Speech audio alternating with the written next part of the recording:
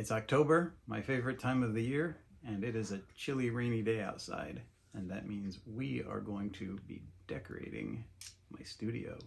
So I invite you to come with me while I decorate, and we are going to be discussing toxic productivity. That's what's coming up on today's episode. Stick around.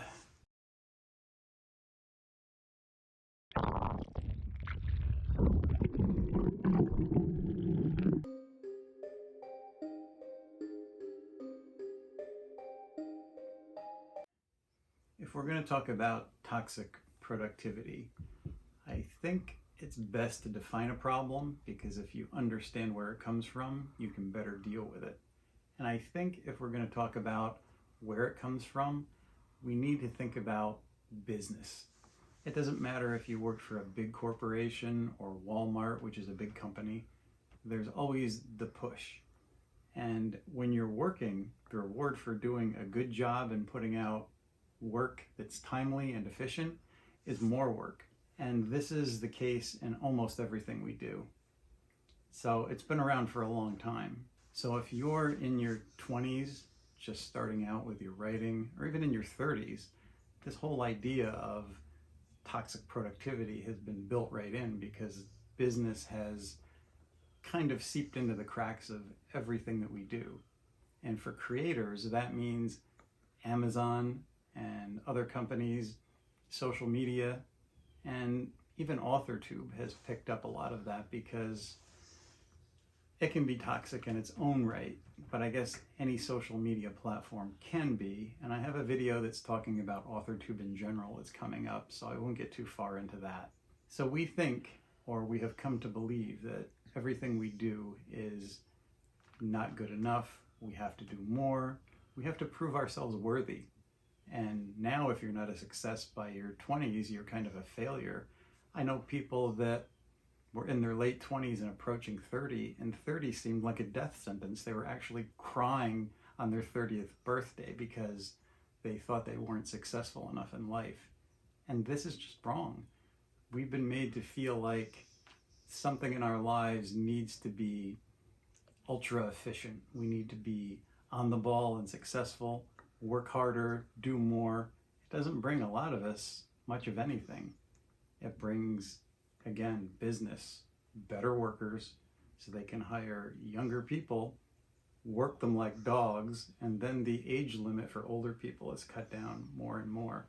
So we have this idea that if you turn to something that's older, there's kind of a shelf life on it, whether it's craft, whether it's people, movies, books, all of it kind of has a limitation, because we have moved so fast away from everything that a lot of craft and a lot of what we should be doing is lost, and we feel that.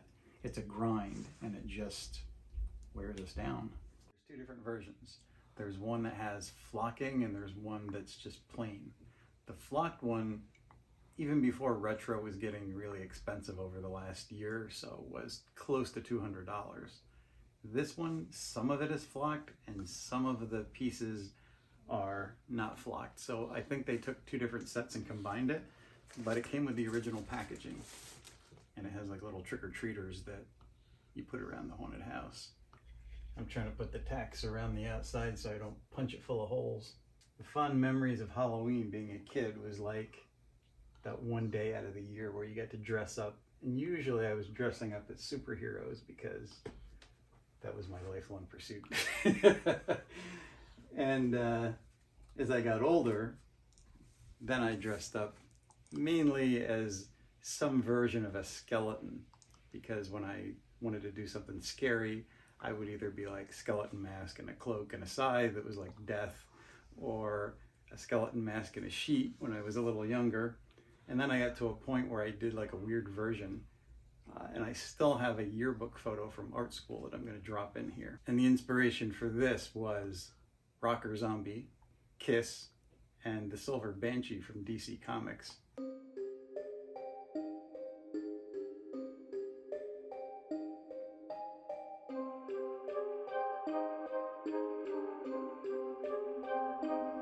And that is that.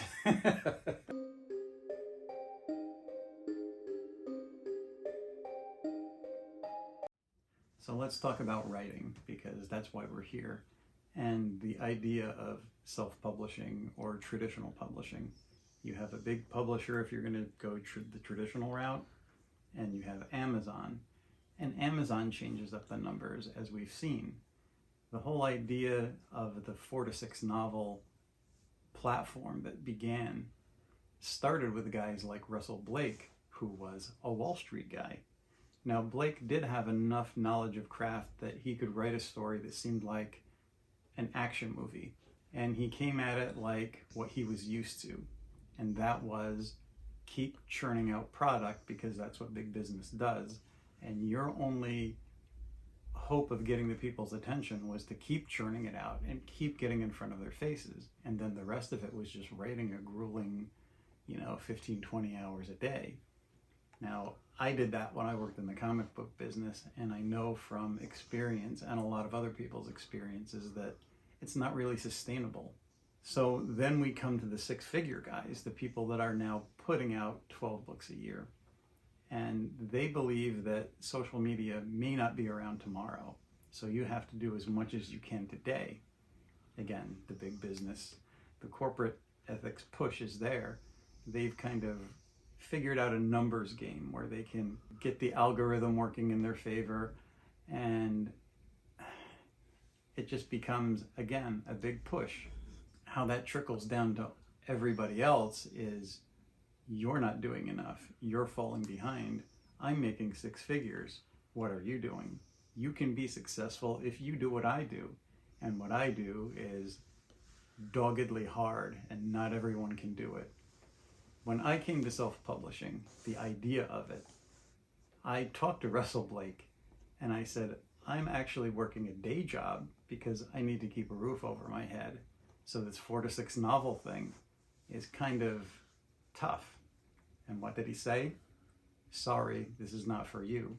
So you're shut out just because you can't write 4 to 6 novels a year.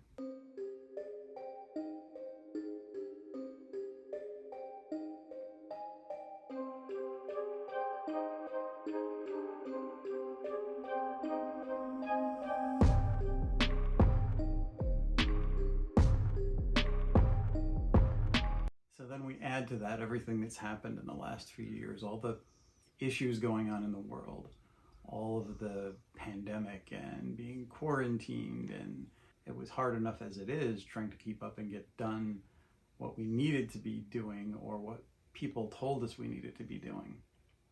Now there's a fallacy in this, because everybody that I've seen that's actually winning some kind of awards or prizes or getting some kind of acclaim from self-publishing, and I'm going to do a video on this separately because people aren't talking about this. They're not even talking about the people that are getting the awards. I don't think AuthorTube and the bubble that it's become understands that there are people that are successful in different genres, but there are people in YA fantasy that's getting awards. And when you look at what they're doing, they have 1 book, they have 2 books, not 4 to 6, certainly not 12. They have written 1 or 2, and they've taken their time and written it well. So in terms of your career, what do you think is going to work best for you? 12 books that you just cranked out, or actually taking your time and writing a couple of books and getting some kind of a prize or standing out from the crowd in some way? Think about the basics of writing. They tell you, what is it that makes you different from everybody else? What are you bringing to the table for your story that the other person isn't doing? AuthorTube in general, and this is going to sound kind of rough, but it falls into 2 basic camps. We have people that grew up with Harry Potter. They love young adult fantasy. That's how AuthorTube got its name, and that's what most people initially started out doing. So it became a YA fantasy tube in reality, and that's what the algorithm was drawn to. So the 2 camps that they fall in are the people who, as I said, grew up with Harry Potter, love YA fantasy, and have a copy of Save the Cat Writes a Novel. Now, Save the Cat Writes a Novel can be a useful book in terms of structure, and it's one person's view of structure.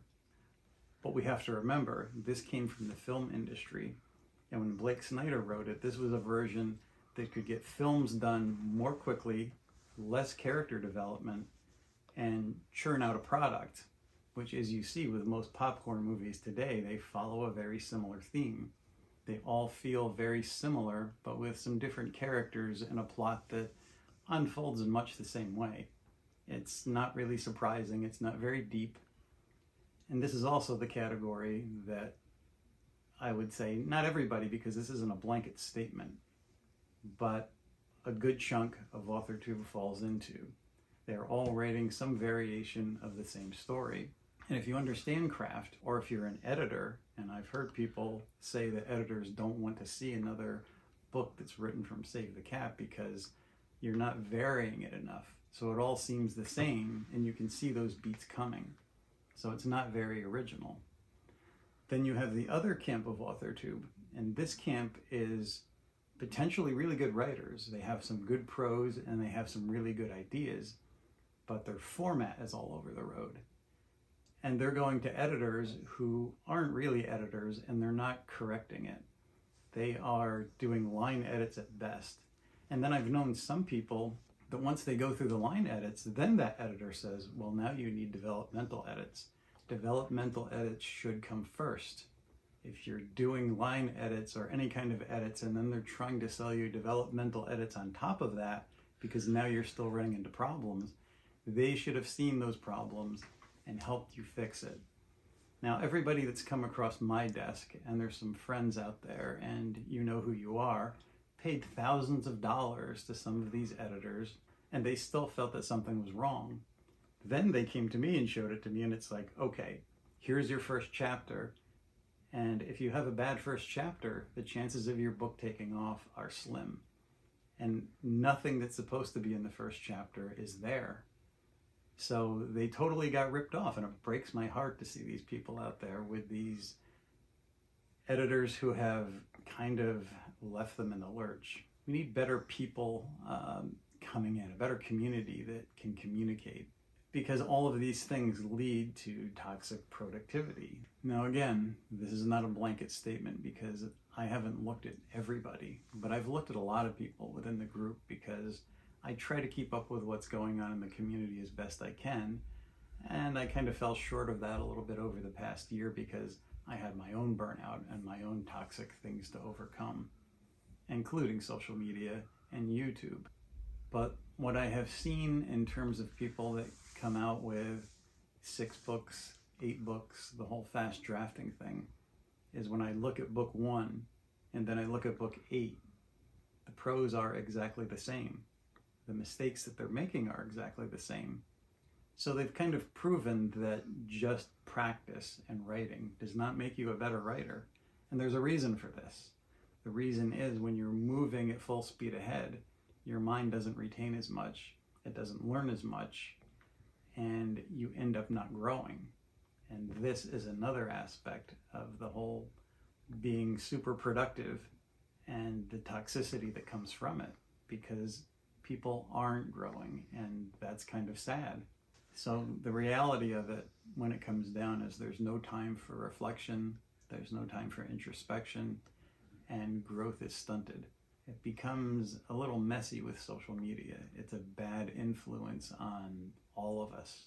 So let's do a quick walkthrough because people have asked me in the past to look at my studio, and this is basically it. It's not that big of a studio, really.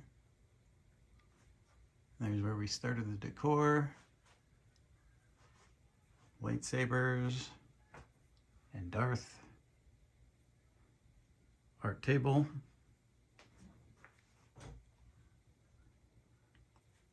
Back to where we decorated. Typewriter, desk.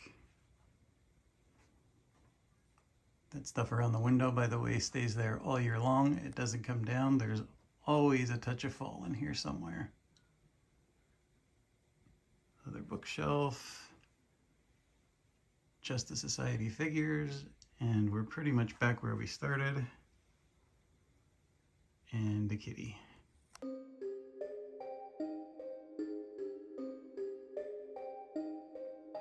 In this, what is the silver lining? What's the positive takeaway?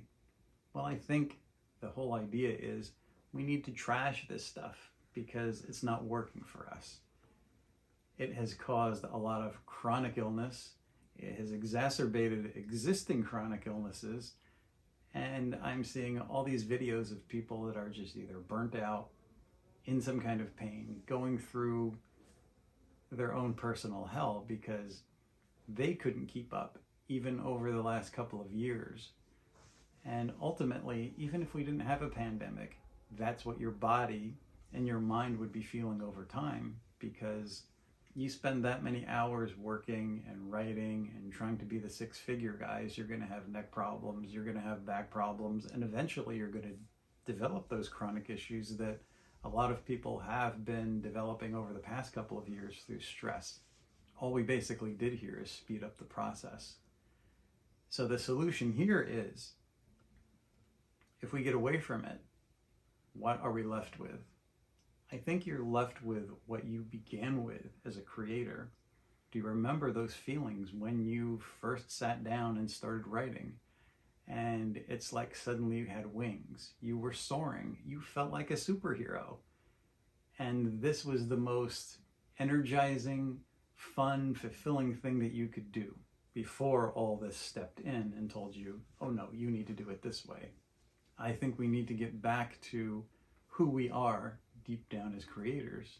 You can't be a follower of trends. All of these things are designed for somebody else, not you, not me. So who are you as a writer? We are in control of our own destiny. Nobody is going to be writing our books for us. What were your dreams when you began? What have you learned since? How can common sense and creativity meet in terms of bringing back the art for you? So get out there and experience life and write your asses off. And until next time, keep those keyboards clacking.